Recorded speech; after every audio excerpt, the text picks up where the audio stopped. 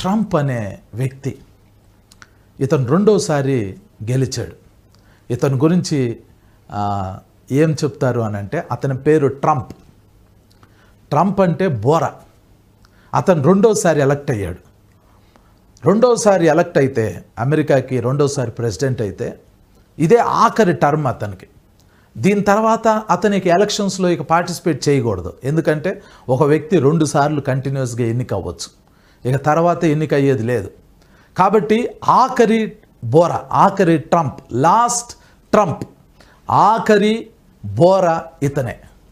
ఇతని కాలంలో సంఘమెత్తబడటానికి అవకాశం ఉంది. ఇతను ఏం చేశాడు అని అంటే, ఇశ్రాయేలీలకి అనుకూలంగా చాలా డెసిషన్స్ చేశాడు. ఇశ్రాయేలీలు వాళ్ళు చేయగలిగినంత యుద్ధం చేశారు, కానీ ఇరాన్ దేశంలో తయారవుతున్న ఆ ఎన్రిచ్మెంట్, న్యూక్లియర్ ఎన్రిచ్మెంట్ సైట్స్ని వాళ్ళు డెస్ట్రాయ్ చేయలేకపోయారు. ఇజ్రాయెల్ చేతులు ఎత్తేసేసింది. ఇజ్రాయెల్ ప్రాబ్లం ఏంటి అని అంటే, ఇరాన్ గనక న్యూక్లియర్ బాంబుని తయారు చేస్తే అది తీసుకొచ్చి ఇజ్రాయెల్ మీద వేసేస్తారు. ఇజ్రాయెల్ మీద వేసేస్తే ఇజ్రాయెల్ పూర్తిగా ప్రపంచ మ్యాప్లో లేకుండా పోయింది. అమెరికా అధ్యక్షుడు డొనాల్డ్ ట్రంప్, ఆయన దైవభక్తి కలిగిన ఒక వ్యక్తి. ఒకప్పుడు ఆయన గురించి చాలా చండాలమైన రిపోర్ట్ ఉండేది, కానీ he's a man of prayer. అతను ఇజ్రాయెల్కి అనుకూలంగా చాలా నిర్ణయాలు తీసుకున్నాడు, చాలా హెల్ప్ చేశాడు. అయితే ప్రపంచ శాంతి కోసం, ప్రపంచంలో జరుగుతున్న యుద్ధాలు ఆపటం కోసం నేను పనిచేస్తాను అని చెప్పి అతడు ఎలక్షన్స్ గెలిచాడు. కానీ ఇప్పుడేమైందంటే, అతను గెలిచిన తర్వాత యుద్ధాలు ఎక్కువగా జరుగుతున్నాయి. మీకు ఒక లెటర్ చదివి వినిపించాలనుకుంటున్నా. ఆ లెటర్ ఎవరు రాశారంటే, ఇజ్రాయెల్ దేశంలో యుఎస్ ఎంబసీ ఉంది.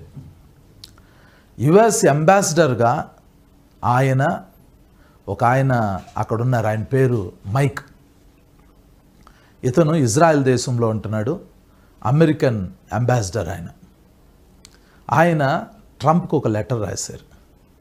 ఆ లెటర్లో ఆయన ఏం చెప్పారంటే, అయ్యా, మన దేశం యొక్క జెండా ఈ దేశంలో ఎగురుతుంది, మీరు మీ పక్షాన్గా, మీ రిప్రజెంటేటివ్గా నన్ను ఇక్కడ పెట్టారు ఇజ్రాయెల్ దేశంలో. ఇక్కడ జరుగుతున్న పరిణామాలన్నీ మీరు చూస్తున్నారు.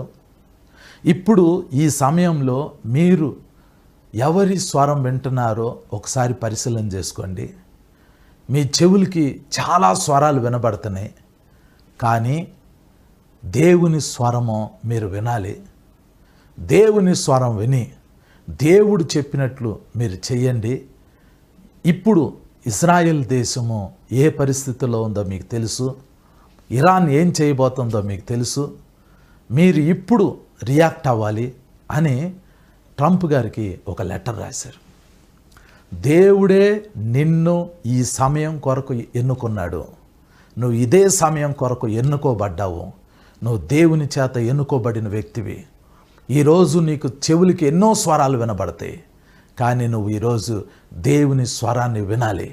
దేవుని స్వరాన్ని విని ఇశ్రాయేలుకి ఏం చేయాలో చెయ్యి, ఇరాన్కి ఏం చేయాలో చెయ్యి అన్న సారాంశంతో ఆ మైక్ అనే ఆయన ఇజ్రాయెల్లో నుండి అమెరికాలో ఉన్న తన ప్రెసిడెంట్కి లెటర్ రాశాడు. ట్రంప్ అది చదివాడు. ఆ లెటర్లో ఉన్న సారాంశాన్ని మరి విన్నాడేమో. ట్రంప్ దేవుని స్వరాన్ని వినాలి అని అనుకున్నాడు. నిన్నటి దినాన రాత్రి ఎప్పుడూ చెయ్యని, ఎప్పుడు ఉపయోగించని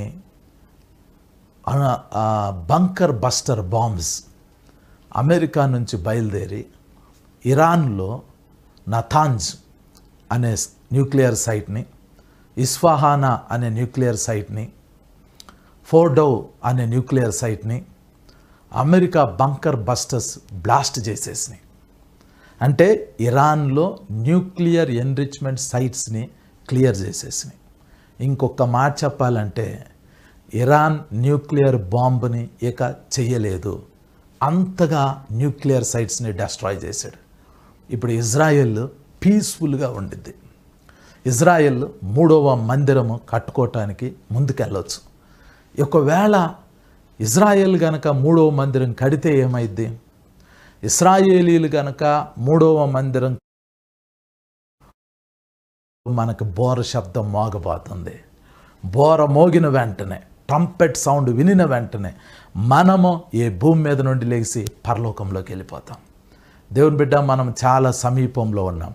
యేసు క్రీస్తు 2వ రాకడా అనేది దగ్గరకు వచ్చేసింది. ప్రపంచమంతా ఇజ్రాయెల్ వైపు చూస్తుంది.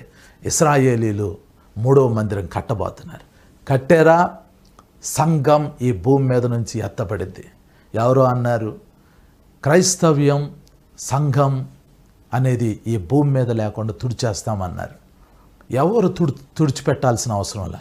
యేసు ప్రభువే దేవుని బిడ్డలందరినీ, దేవుని ప్రజలందరినీ ఒక్క సెకండ్లో ఈ భూమి మీద నుంచి లిఫ్ట్ చేసి హెవెన్కి తీసుకెళ్ళబోతున్నాడు. ఆ దినం దగ్గరలోనే ఉంది. మందిరం కట్టబడిన వెంటనే సంఘం ఎత్తబడిద్ది. ఇశ్రాయేలీలు మందిరం కట్టబోతున్నారు. వాళ్ళకున్న అడ్డులు, ఆటంకాలు తొలగిపోతున్నాయి.